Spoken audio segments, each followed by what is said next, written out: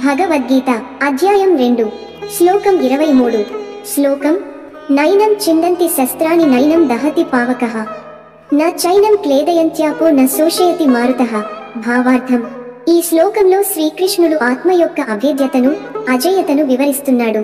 ఆత్మను ఎలాంటి ఆయుధాలైనా నాశనం చేయలేవు. అగ్ని దహించలేను, నీరు తడిపించలేను, గాలి ఆరబెట్టలేను. అంటే ఆత్మను ఏ భౌతిక శక్తి ముట్టించలేను.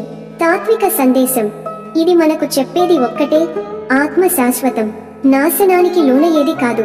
మన శరీరం మట్టికి చెందింది, మన మనస్సు అనేక భావాలకు లోనవుతుంది. కానీ ఆత్మ అది ఏ మార్పులకు లోను కాదు. అది శుద్ధం, నిత్యం, నిత్యనూతనం. ఉపమానం ఉదాహరణ, మనల్ని వర్షం తడిపించగలదు, అగ్ని కాల్చగలదు, గాలి ఆరబెట్టగలదు, కత్తి ముక్కలు చేయగలదు, కానీ ఆ శరీరాన్ని మాత్రమే, ఆత్మను కాదు. ఈ శ్లోకం మనకు భయం, అనిశ్చితి నుండి విముక్తిని ఇస్తుంది. ఆచరణ పాఠం శరీరం నశించవచ్చు, మనస్సు మారవచ్చు, మన చుట్టూ ఉన్న సమస్తం పెళ్ళుబికిన మేఘాలా మారిపోతుంది, కానీ మన ఆత్మ అదే శాశ్వతంగా నిలిచే సత్యం. ఈ సత్యాన్ని గ్రహించినవాడు భయం నుండి బయటపడతాడు. అతడు జీవించేవాడు ధైర్యంగా, ధర్మబద్ధంగా. ఈ శ్లోకం మీ హృదయాన్ని తాకిందా? కామెంట్ చేయండి. మీ ఆత్మ సత్యాన్ని ఎలా గ్రహించారో చెప్పండి. వీడియోకు లైక్ ఇవ్వండి. ఇంకా శ్లోకాల తాత్విక విశ్లేషణల కోసం ఛానల్ ను సబ్స్క్రైబ్ చేయండి.